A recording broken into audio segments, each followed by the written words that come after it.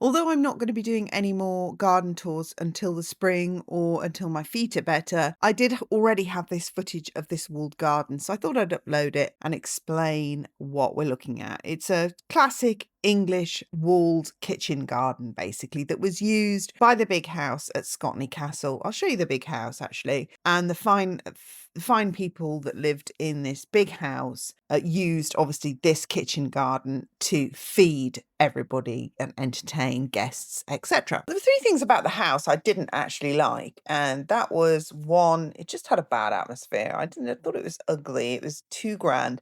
So I'm actually gonna use it as inspiration for the setting of my novel that I'm writing. I can't wait to bring that to you. Number two, that tree there, that beautiful tree, that was actually really beautiful. I have done a video on that. It is a camellia, and I'll link the description. It's just a very short video, a couple of minutes about it, really. But it really was beautiful and notable, hence why I did a video. And three, it was closed when I visited because they're dressing it up. In fact, I noticed there was a theme of this with all the houses, the gardens that I visited. The houses were closed because they dress them up for Christmas and then do a big Christmas opening. So I can only imagine it probably does look pretty good. If they have to close it, I mean, at the beginning of November to get it ready for Christmas, for a big Christmas opening, I expect it's going to be rather nice. So as I say, a number of the National Trust properties did that, so they could be worth having a look at. Anyhow, this was an octagonal walled garden, and the theory was that because of the octagonal shape of the walls, it could fit more fruit trees, espalier fruit trees on the walls. So I was a bit curious about this, and I threw the maths into ChatGPT and asked it if the walls around an acre being octagonal versus the walls around an acre being squared, which one has the larger surface area to grow on? And in fact, the square did. So I don't think they did the maths before they came up with the idea of this octagonal garden, unless it had some other benefit that I don't know about. But unless ChatGPT, of course, is wrong. So let me know. If you're a maths whiz, let me know in the comments what you think. Now, I did ask the ladies, and this isn't currently used as a kitchen garden. So as you can see, it's not that intensively farmed, if you like. There's lots of gaps and lots of grass, which wouldn't be typical at the time. Before I continue, don't forget to visit my website at www.jillbretherton.com. I actually have my shop listed on there now. Thank goodness. That's taken me forever to sort out the payments and everything like that, and link Klarna and ClearPay and all these other things. You can see there I'm going to have a plant and seed shop soon. Can't wait for that. And until then, I'm sort of uploading products. I'm mostly focusing on floral paintings and vintage vases that you can obviously display your gorgeous cut flowers that you're going to grow because you've been watching my videos and you feel inspired. So most of it has a cottage theme. If it's not floral related, it will have some kind of English country cottage theme to it. So, and you can pay in installments, as I say, with ClearPay, Klarna and PayPal. So choose your method. And I still have my Amazon merch on there as well, which is Amazon t-shirts, books, etc., which you can check out on Amazon if you're interested in any of those. Right, let's get back to the video. So the reason the aristocrats and wealthy people had these walled gardens was to mainly keep out rabbits and deer, hence the high walls, and the brick walls, which means the rabbits can't burrow under. And also, obviously, to prevent poaching. So to prevent other people just coming and raiding the kitchen garden at night. And you'll see the wrought iron gates, which they would lock up with. And the other reason is that obviously the thermal mass, the brick walls would absorb the heat in the day and keep this kind of area as a microclimate, so warmer than sort of the more exposed areas around the mansion, the open fields, etc. So it prevent all those winds and cold winds coming through. And yeah, so it was really good. And then at the back here behind this greenhouse, which they are apparently going to restore, which was a lean-to greenhouse, they had, you'll see, I don't know if I put them in the film. Can you see them on the film? They had chimneys coming up out of the back of the wall, out the top of the wall, sorry, above the greenhouse. You'll see them in a minute. You can just see a bit of them there. Look on the right there. And that is because they did, in fact, light fires, and the workmen lived in the wall.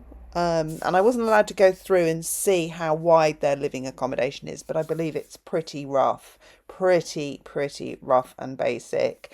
And so they would use the fires to heat the greenhouse, and also they would live in there. So the gardeners would live in there full time. It's pretty grim when you think about it. The greenhouse, of course, is lovely. The kitchen garden is lovely, but I wouldn't want to live in the wall behind it. So anyhow, there you go. It's really pretty, really nice idea. Actually, I started to think, because I've got a little brick wall on my garden. I thought, oh no, I can't put more stuff in my garden, but it does give me ideas, honestly. So this, of course, would have been more intensively farmed with food. It would have been chock full. You wouldn't have had these big wide borders, but obviously for display purposes now, they just have a few things. You can see the sunflowers going over. They've got beans and everything. And I loved, there's the bamboo canes that I love. You see, even the rich use the bamboo canes, even in a posh garden like this.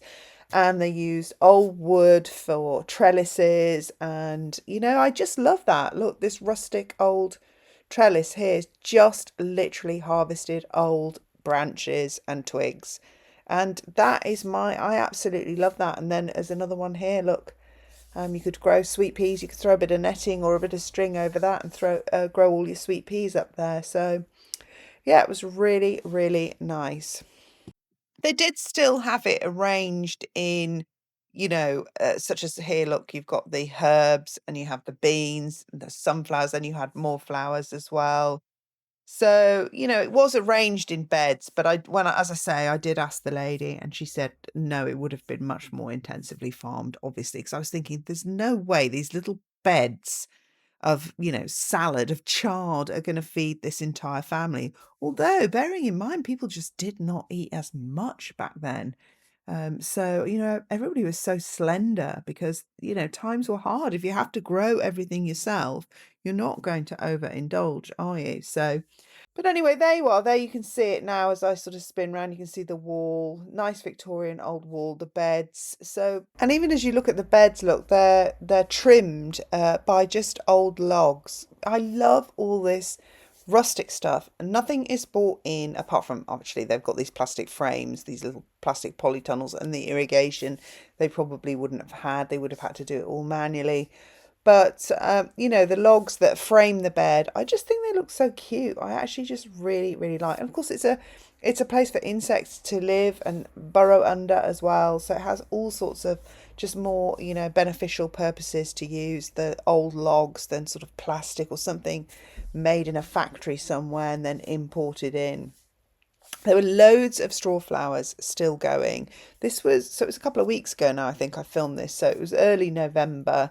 There were dahlias, there were straw flowers, I saw some snapdragons even. So that sort of points to it being pretty mild inside this microclimate. I mean, you couldn't feel any wind in here at all. But then again, to be fair, up until recently, it had been a pretty mild autumn. As I'm recording this today, we've had our first really cold snap. So, yeah, and the straw flowers were absolutely lovely. In fact, it just made me think I'm definitely going to try and grow a big bank of straw flowers next year, maybe in my front garden, which is south facing, and all the dahlias as well. Very nice. And you can see them using the leaves, the leaves as mulch there as well. They just brush them up and throw them onto the beds. There's the straw flowers and the greenhouse I'm on the far side of the garden now, looking right back over everything towards the greenhouse, and then the entrance was on the right as I came in. Anyway, that was it really. I just wanted to show you what it was all about, why they had walled kitchen gardens, the layout. It's an acre, by the way, this space. So it just goes to show an acre is quite a huge space for growing intensively in. And this would have been to obviously feed the family, which wasn't, I don't think it was, I think, in fact, it was just the husband and wife. And then obviously, but they would have entertained. I mean, people, you don't build a massive house like that and then don't entertain. Or maybe you don't. Maybe, it's like some Daphne du Maurier novel where you're just inside on your own going a bit crazy or something. that's a story. Anyway, there you are. This is the way out now, back towards the gate. Now, actually, one final thing. I was asking one of the gardeners what these big flowers were here. I thought they were maybe Jerusalem artichoke sunflowers, but or, sunchoke flowers.